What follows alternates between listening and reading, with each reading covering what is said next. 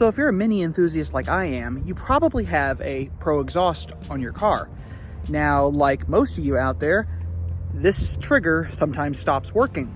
You could change the battery, or like I've been able to do recently, I found out there's a short in it. There is a solution that resolves all of this once you finally get the trigger to work.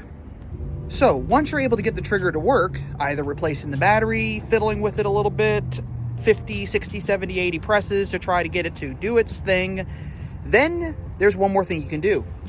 You see, now that that fantastic Pro exhaust that you love so much is open, you come back here, remove this panel, and unplug the module. Now yes, that does mean your exhaust will be loud all the time, but it's a lot better than trying to press that darn button all the time. This concludes another little how-to from the Miniac, and if you like what you see, check out more content on this channel at the end of this video, and thanks for watching.